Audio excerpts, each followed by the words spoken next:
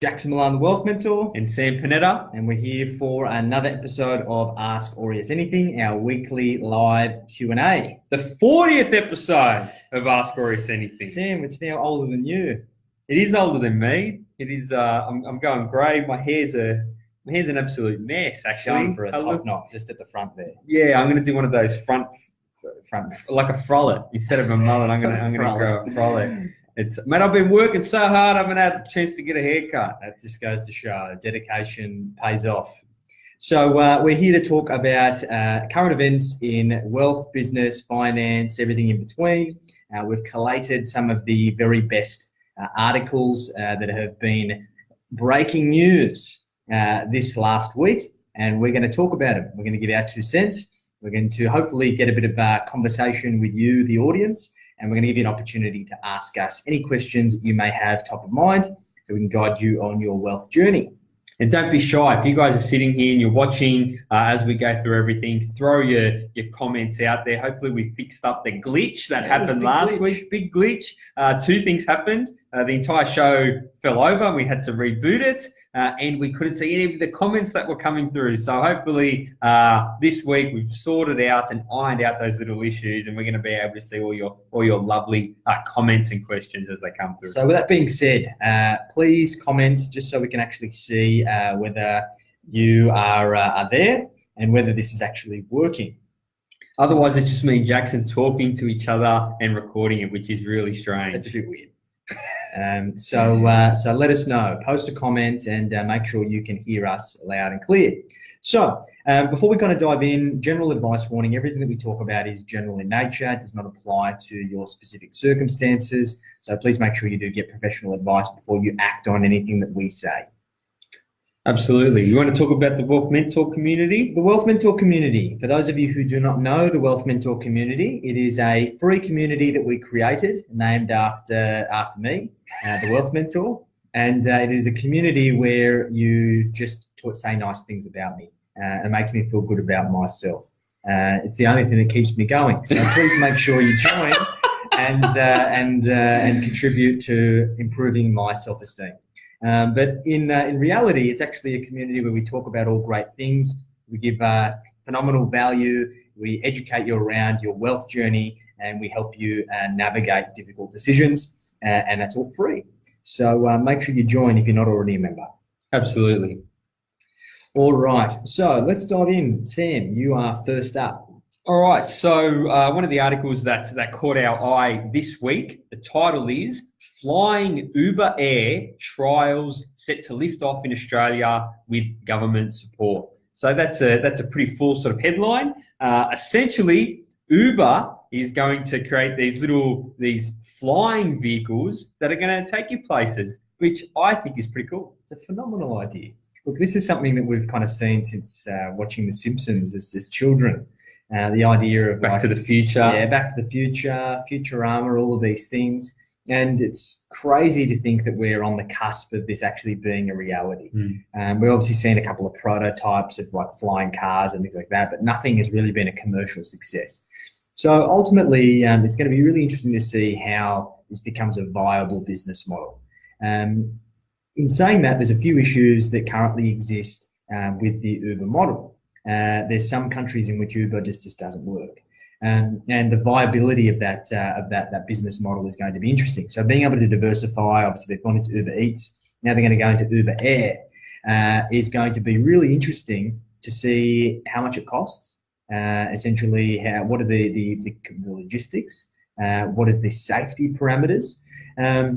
I must say, I'm not going to be the first person to jump in an UberAir. I'm going to let a few people go for a couple of fly arounds first. Well, you got to think, mate. It's completely breaking all traffic rules. So they can't just do it. Like the whole way that people travel in traffic, like to get to and from work, has to change. There has to be new rules, like air rules, flying rules. There's got to be flying stoplights. There's got to be all these other things.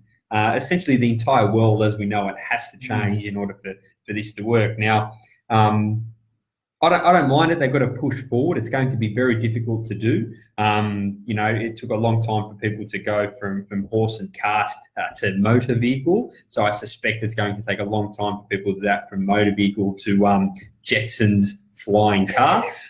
There's pioneers though, like Shane Black, are definitely going to be jumping in these flying Ubers. Yeah, I'm sure Shane Black is going to be one of the founding fathers of modern day flight.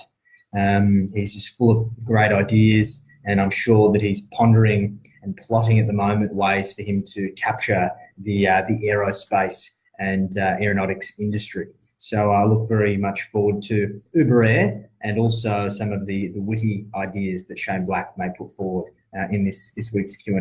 We mentioned all the industries that need to change. So the manufacturing industry needs to change because you need to build these flying spaceships. The traffic industry needs to change. The insurance industry needs to change. What else? What else needs to change in order for this to work? Well, I think we've got to understand that the barrier to entry in terms of commercial pilots is very, very high. It's very, very expensive to become a pilot, to become accredited. There are huge limitations in terms of your health in order to be cleared to be able to fly. And who's going to be able to purchase these flying vehicles is something that Uber owns, because the reason why Uber and these intermediary type businesses work so well is that they don't own any cabs. They don't employ any people. They essentially act as a middleman in between the driver and the person that wants to be driven. So who's going to have the funds to be able to buy these vehicles? They're not going to be cheap. Yeah, not initially. They break the business model. They may eventually.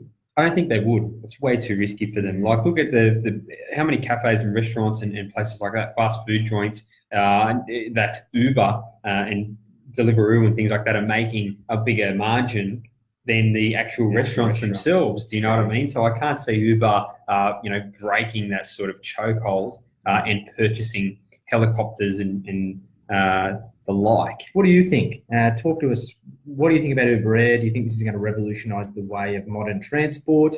And Flying Shane Black, cafes. There's an idea. Flying cafes. You don't go to the cafe comes to you. Well, there's a pizza thing doing that now. Have you seen it? They deliver pizzas by drone. No.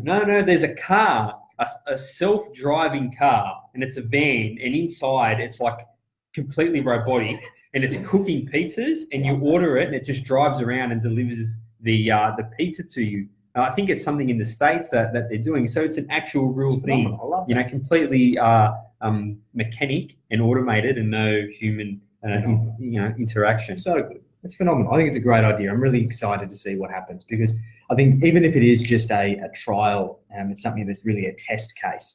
It's going to be the catalyst for really changing a lot of other industries and pursuing more innovation, which is going to have flow-on effects to a lot of other places. So that's cool.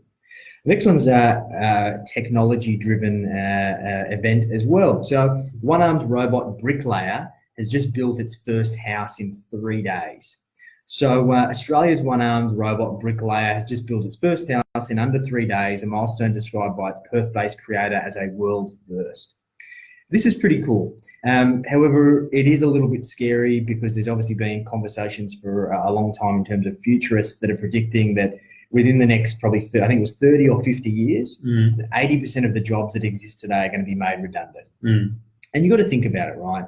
Like the job of a bricklayer, like in its purest function, like I'm sure there is some level of skill that goes into mixing up the mortar and like putting the bricks down and that kind of thing so the whole place doesn't fall down. However, assuming that you are able to create a system for doing that, it just makes sense to having a robot fulfill that job.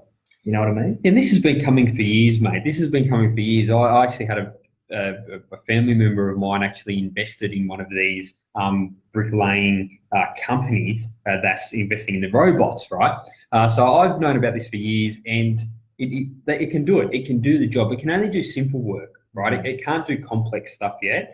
But you need to think anything that can be systematic and repetitive can be programmed for a robot to do. And I do not think that bricklaying is going to be the last job that Shane Black. I don't think bricklaying is going to be the last job that is impacted by robotics and automation and things like that. I think why this is scary because it's the first time a trade has been impacted. Yeah. Do you know what I mean? And it's only going to have a flow-on effect, right? So this is like your old man's business, paddle beating. We've got to realise that cars these days are built by machines. So how hard is it going to be to build a machine that actually has the ability to fix cars that have been smashed?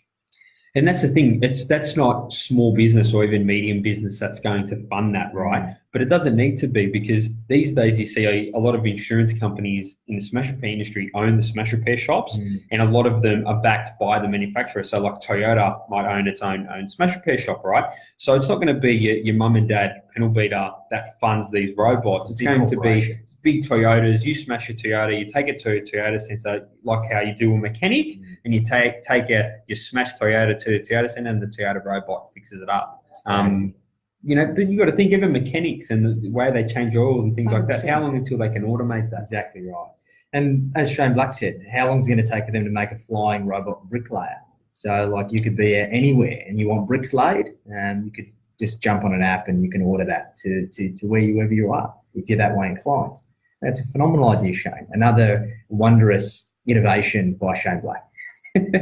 Hopefully you trademark that, mate. What do you guys think? What industries do you think are at the risk of being disrupted by automation and robotics?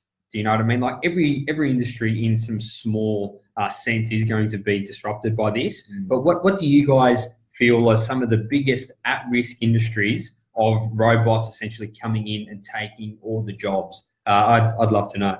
Yeah, well, it's interesting to see, like even in our industry, there's innovation that's occurring around the advice space, right? So really, like a lot of the work that we do is really around understanding the value of certain strategies. And once you understand the situation of the clients and all of the intricate details of their situation, and then you can go and assess all the different strategies, there has to be a way for that to be automated. And there's people in the space now that are trying to create software that does all of those calculations, basically. So it's interesting to see how these types of things are going to change as well. Traditional industries and also professional services. Yeah, well, law got disrupted big time. They built some algorithm in the States, I think, and it defended like 50,000 fines, like speeding fines, and it won them. It won a large percentage of them. Do you know what I mean? Because it could read the rules, and spit out the answer. But the thing with finance and automation in finance is that money in its simplest form is all like ones and zeros. It's all rule-based, right? So you can follow the rules and you create wealth. But it's not the maths of it that trips everyone up. It's the emotional aspect. It's the behavioral aspect, and that's very hard to automate because 100%. Humans are wild punters and they do what they want, essentially. Well, like that futurist that was talking about the roles getting made redundant, they basically said the only roles that are going to be left are ones that are creative, ones that are strategic, or ones that are relationship-based. And everything else will basically be commoditized and automated. What do you think, Alex Maniti? Do you think that you could create a robot that can do your landscaping work for you? Build a house. What do you think? All right. So let's know your thoughts, guys. Next article that caught our eye this week: wealthier suburbs bear higher settlement risk than lower income suburbs. I don't know if that's entirely true. So historically, your mortgage bills, so your sort of outer suburbs in any given city, have been the highest at risk of mortgage stress, because essentially they're first home buyers, they're young families, with a big house and a big mortgage, and they're typically been the most at risk of being under pressure financially. But this article is saying that it's the high income earners that live in the inner and middle rings of the wealthier suburbs in the city who are now at risk of being in trouble because they've borrowed a lot of money, significantly more than everyone else. They're young and they earn big income, so they've borrowed a lot. And now that's, lending's tightening. These people are more at risk than other people. But here's the thing that this article doesn't take into account, is that typically your inner ring and your middle ring of your built-out suburbs, there is often a degree of old money in those suburbs that filters down through generations. And a lot of this doesn't pick it up, and that's what keeps a lot of the property prices propped up there. Yeah, I think this is important, and I think this comes down to the behaviour. Affluent households who have been able to build some wealth through the last cycle and we've been able to see it more and more often, is that these affluent individuals feel like just because they've made a few good decisions that they are gifted in some way, shape or form. That the rules don't apply to them. They live beyond their means, they rack up big debts, lots of credit cards, tax debts, all of these types of things. They typically have debt above their ability to service it. And then with all of these things in a perfect storm can ultimately result in them getting into financial hardship or becoming under mortgage stress. This is something that happens at the peak of the market. And ultimately, this is where real wealth is made. Ultimately, the people who have been able to scrape through, have made decisions that are beyond their means, haven't taken calculated risks, will ultimately do themselves more damage unless they can kind of hold the fort until things turn around. And the people who've been able to make smart, calculated decisions and take a respect for the amount of risk they take in order to get there, have the ability to weather the storm and then clean up on the scraps and the opportunities that exist when other people find themselves in difficult situations. So, look, I think that you're right, Sam. The outer areas are always going to experience, on average, more as a percentage of households. However, in terms of dollar figures, I think that we're actually going to start seeing a lot more stress in this affluent space. Yeah. Here's the thing, right? So I know that the tightening lending environment has caused this, but interest rates for most homeowners are still really, really low. Like, I'm starting to see rates these days that are still lower than they've ever been in the past, ever in history.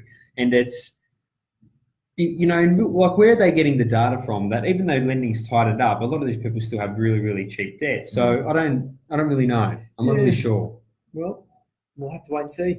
We will have to wait and see. Do you think that people who are more affluent, who have high amounts of debt, more aggressive strategies, are more at risk moving forwards? Or do you think this is a lower socioeconomic problem? So we've got Lena and Peter Panetta. Hello, nonna, g'day. Thanks for coming.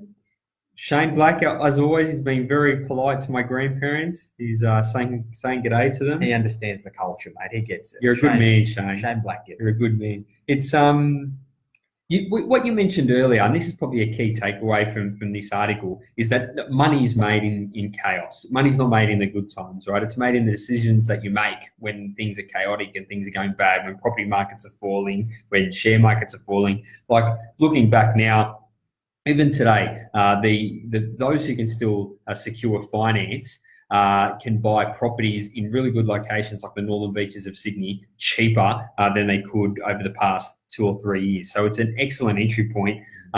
Shares have come off a little bit, so there's heaps of possibility there. Think back to the GFC, right, when shares were getting clobbered and everyone was just running away from the stock market. That has probably will be the best time in our lifetimes to have accumulated shares and grown your wealth that way. I've had clients, we've had clients who went really hard in the depths of the GFC and have more than doubled their money. They've made substantial amounts. And that's because they've made good decisions in the face of chaos. Well, there's good opportunities even now. So literally just before this, I got off the phone with a really experienced real estate agent on the eastern suburbs. And he was talking to me about a property that less than 12 months ago was being sold for $1.9 million. And today is being sold for $1.5 million. And he basically said, look, with $100,000 of some smart renovations, getting it up to scratch, and you basically wait for the market to get a little bit of sentiment back to be able to inflate again, there's easy a few $100,000 of instant equity that have been created through a very smart decision of a blue chip asset. And it's things like this that you have to have the cash ready to go, and the timing has to be right. Now, you're not always going to get the timing right. We always talk to our clients, you shouldn't time markets. However, when you do get to that position of affluence where you have the ability to have some cash available to wait for opportunities, then that's when the opportunities arise and you have the ability to pounce on them.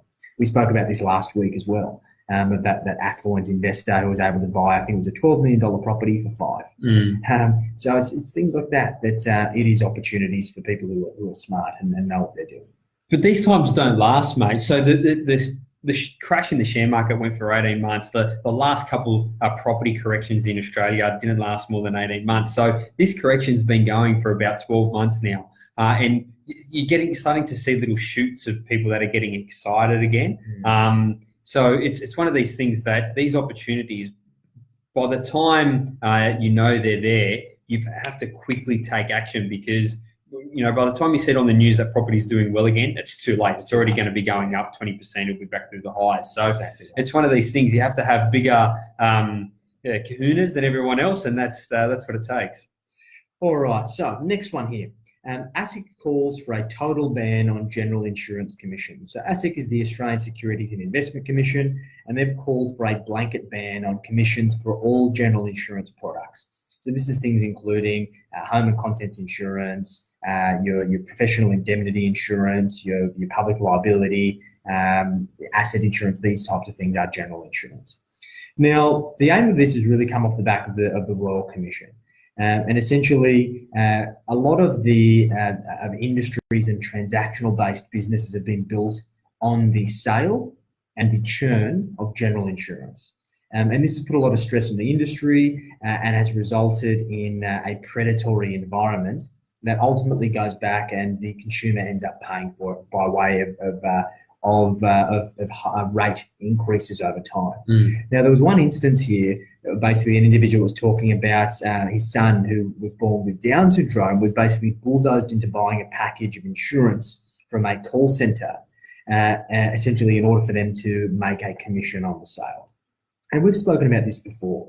A lot of industries have bad apples. And ultimately, there's always going to be somebody who exploits somebody less fortunate or less educated into doing something that they shouldn't for their own personal benefit. My view on this is that I don't think that that banning commissions is the solution to the problem. I believe that that banning commissions is only going to result in more people becoming underinsured when it comes to general insurance. And we're going to have a podcast towards the end of the year with one of our strategic partners, Rami, who's a general insurance expert, and he talks about the importance of this stuff. However, commission is a way for a professional, a good professional, in order to reduce the amount of cost that you personally have to pay up front for that quality advice. And ultimately, what this is going to result in is that the industry will transition to a fee-for-service industry, and most people don't place enough value on that general insurance advice, and therefore they're going to either make the decision themselves without getting advice, or they're not going to get protection at all. And I think that's only going to result in a worse situation. I honestly think that the motives are right, of trying to get rid of the people who are going to be predators, but I think they should be doing this in a different way. And I think that this just isn't the solution. We're not the only ones who think that, mate. So APRA, who's also another regulatory body, is actually taken the opposite stance to ASIC, and they've said, no, we shouldn't be banning commissions on the sale of insurance products because in Europe they've done this, and it essentially in different sort of insurance products. And what happened was everyone left the insurance industry. So no one was essentially selling or providing the insurance to consumers. And all that happened was the amount of people who were insured just dropped dramatically because there was no more profit, no more margin to be made in it. So everybody left. And now that's created its own problem where people are totally insured and at high levels of risk. So look, I see what they're trying to do, but that's not it would kill an industry overnight. 100%. And it's just going to leave people unprotected. So what do you think about general insurance? And what do you think about an advisor or a broker receiving a commission on insurance? Is that something that sits well with you? What are your concerns? What are you worried about when it comes to them receiving those commissions? We'd appreciate your insights. All right. So next article. Igloo adds to heated student housing sector. So Igloo is a company. It's not an ice house in the North Pole, and essentially provides housing for students. Shared housing and little apartments and things like that, rents it out to people that live near universities. And they're heating this sector up. They've got a big property that they bought in Melbourne, and I don't see what the problem with that is. If there's a demand for student housing, someone needs to provide it. these guys are as good as anyone else, I guess. Yeah, and there's been some issues, and I think this comes down to building dwellings in which only support a single part of the market. So these things have existed for a very long time. There's some in Broadway in Sydney, they've got them in Melbourne. They've pretty much got them anywhere where there's large populations of students going to university, and typically offshore students that essentially need housing that's close proximity to where they're going to be studying. Now, the issue is typically that the local councils have issues in regards to them only being for the purposes of student housing. They can't be used for anyone else. So because of this, it's about saying, well, okay, do we zone for multi-purpose, to having basically high-rise apartments or commercial, or do we utilise that land for the purposes of making specifically student housing? So it's important that these things do occur because, of course, if there is appropriate student housing, it attracts more overseas students, and it ensures that the education sector, which is a big economy in Australia, continues to thrive and grow. So I think this is a good thing. I think that ultimately these types of things, in addition to other affordable housing or those kind of dwellings that we've spoken about in the past, Sam, where essentially they basically build what looks like a big house. Manor homes and things like that. Great. I think this is great. People nowadays want flexible living environments. There's certain people that still want the big house with the 4 bedrooms and the big backyard. However, most people want to have the flexibility. And therefore, these types of things, if you're a student or other kind of manor home, flexible micro living situations or communal living situations, suit people's lifestyles. So I think bring it on. Well, it's the fastest growing sector, like housing sector.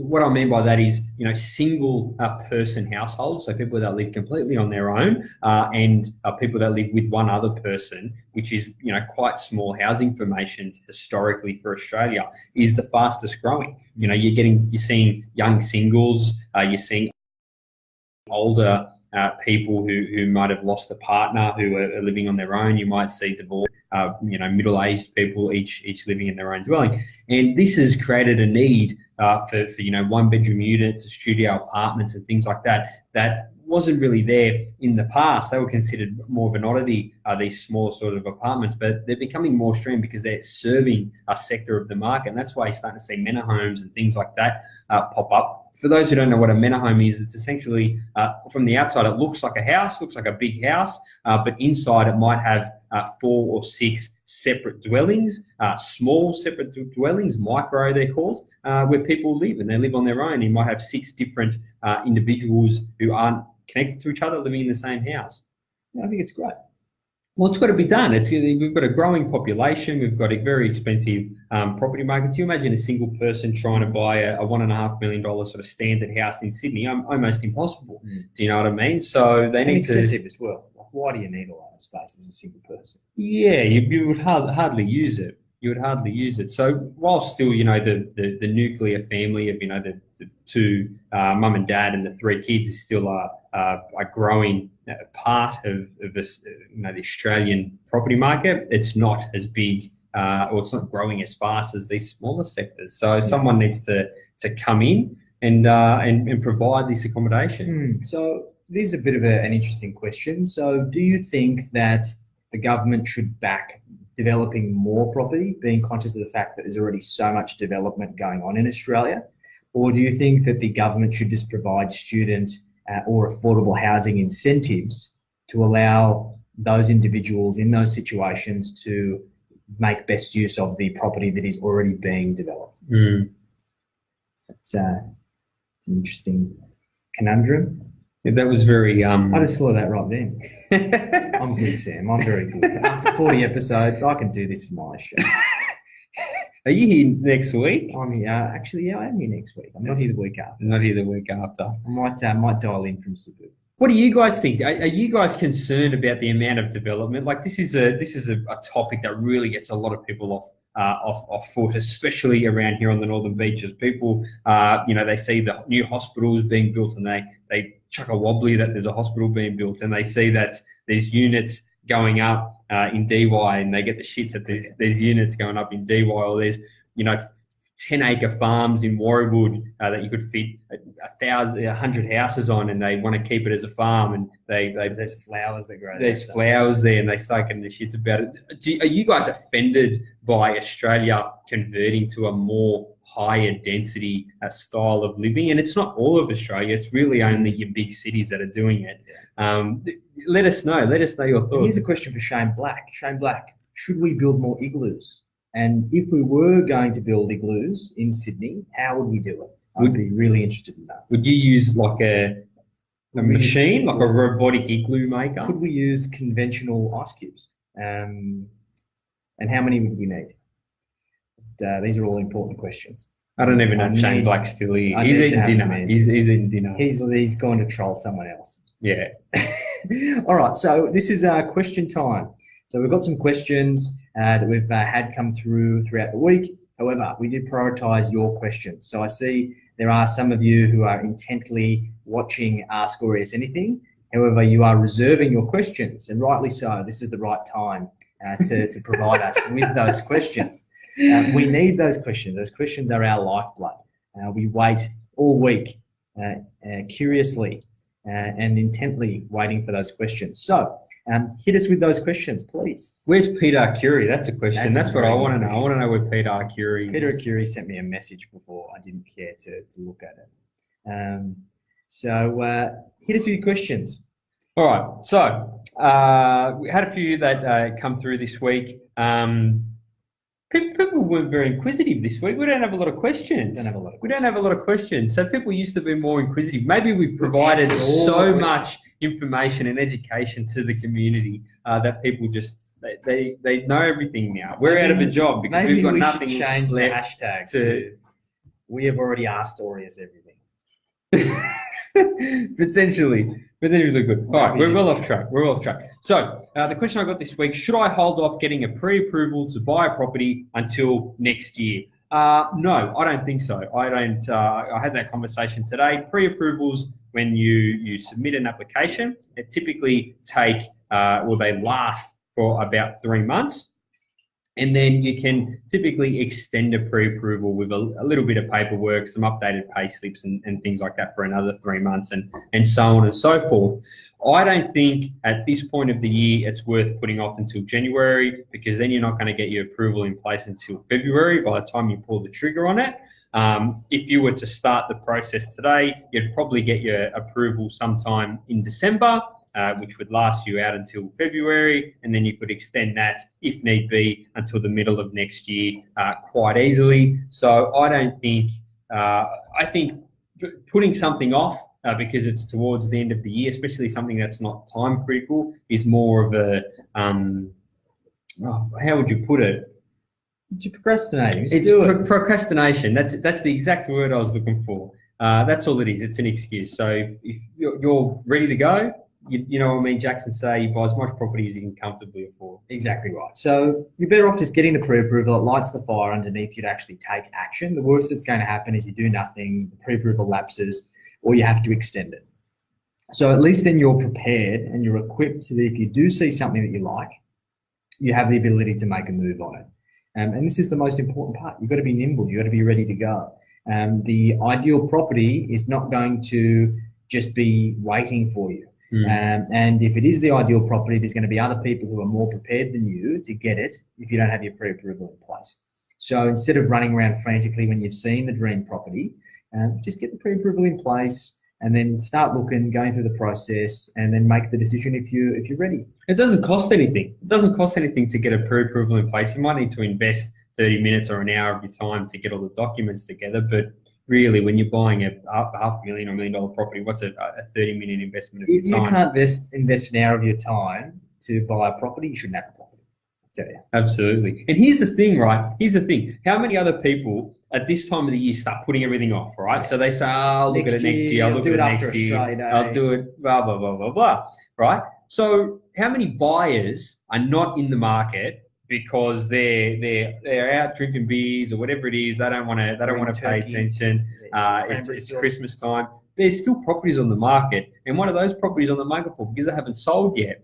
And so most people probably would have wanted to sell it before Christmas time. Does that open up opportunity if you're pre-approved to go in and negotiate aggressively on these properties that are just floating and left over? So it's one of these things you need to be prepared. You need to have a crack. 100%. All right, so hit us with your questions. We need them, please. I'm begging you.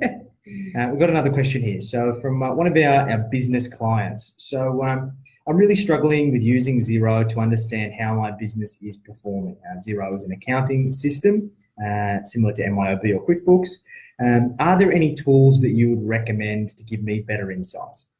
Definitely. So Xero, MYOB, QuickBooks, all of these accounting systems are fantastic as accounting systems. They're there to do your bookkeeping, to keep track of all of your expenses and your income, and to allow your accountant the opportunity to be able to prepare your tax returns and submit your business activity statements.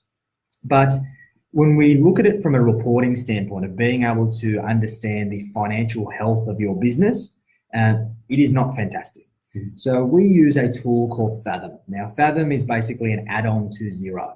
It extrapolates all the data out of Xero. It allows us to model it, to put it into pretty graphs, to basically get detailed and valuable insights to help us make decisions for the future. Now, once again, this is something you can do for yourself. However, it's best used in conjunction with a business advisor or somebody who understands the numbers. To give you an example, I had a client that we use this system for. He asked me, we're looking to spend more money on marketing. How much money should we spend? I was able to go in, model the numbers, be able to show them based on the marketing spend, how much more revenue that they should be able to generate, how they validate that expense, how they would go about it, how they're going to be able to afford it. And all of this is done by using this tool. Otherwise, it would have taken them hours and hours, complex spreadsheets, crunching numbers to be able to get those insights. So that's what I would advocate. And if it's something that you want to discuss to get more insights into your business, then let us know and we can make some time to have a chat. But you need to think, right? Here's one of these things. As a business owner, you have to be doing this. Like any serious business owner is self-assessing their numbers, their metrics, and they're working out what levers they need to pull next to take their business to the next phase of growth or to get their business outperforming. And I'm shocked and worried about the amount of business owners who just don't do this. They just don't reflect on how their business is performing. They don't know if they made a loss or a profit last year. They don't know if they're cash flow positive every month or cash flow negative. They don't know what the value of their business is. And it's highly disturbing because they're operating in a high performance environment. Business is a high performance environment. And if you're not taking it seriously and you're not doing these sorts of things, you're going to get swallowed up by the businesses that do. And there's a reason that some of these small and medium-sized businesses turn into massive, monstrous businesses because they're so good at it. Do you know what I mean? And those who don't remain, small sort of businesses because they don't put the effort into growth. Yeah, most people are just technicians in their business. They just do what they do. They don't learn how to become a business owner, an entrepreneur, somebody who actually understands how to grow and scale their business. They're just reactive. So these are important things that we need to understand, and getting an understanding of your performance by using tools like Fathom, it's a really important way for you to take the next step on your journey. Absolutely. There was one more question, Sam, that we got very last minute. A lot of people have been asking about the My Health Records system. Lots of people are very upset about the I don't know what it is, mate. I don't know what it is. I don't know what it is. So there is a new initiative by the government called My Health Records. It basically is to centralise health records for all Australians. Essentially similar to the MyGov account, providing a centralised database where if you're in an emergency, you can't communicate, that the hospital has the ability to access your medical information to make better decisions around things you're allergic to, previous medical history, all these types of things. If you transfer doctors, instead of having to get your surgery to transfer the file, you just give them authority and they can tap into it. And also, I guess, providing the ability for you to tap into it as well, to be able to see what's on the record. Now, people are up in arms about this, Sam. They believe it's a blatant invasion of privacy. I can't understand that. The information's already there. So as a bit of education, the Medicare system has a centralised database. Every single time you go to the doctor, you swipe your Medicare card, there is essentially a note and details around the reason for you going to the doctor. So all of the information is there, although it is a relatively rudimentary system. Now, what most people are concerned about is insurance companies using this to hold over their head. And this is a common misconception. Essentially, when you submit an insurance application and you're going through a full underwriting process with a high-quality insurance company, they assess you up front. You essentially, at the end of the application, sign a medical authority to allow them to contact your doctors anyway. So one, if there's any information they need to get, assuming you've disclosed it, they're going to get it up front. Secondly, if you non-disclose right now, the insurance company takes your word for it. However, at claim time, they use that medical authority to get a copy of your Medicare file anyway. So if you have non-disclosed, you said you didn't have a medical condition when you did, and they will assess to say, would that have impacted our ability to assess your application at the beginning? The answer is no, they still pay you if you've got a good insurance provider. There has of course been instances where insurance companies haven't. If they said, yes, we wouldn't have provided you with the cover in the beginning, most good insurance companies will actually refund you all your premiums back to inception and then cancel the policy. So it's a matter of saying, well, would you prefer to have the insurance company have all of the information to make a decision up front so you can avoid paying premiums because you're just lying anyway, and that may impact your ability to have a claim because the insurance company will pay out? If I was in that situation, I'd much prefer to know I'm uninsurable. However, instead of lying to get an insurance application across the line, it may be declined in the future because your mindset shifts.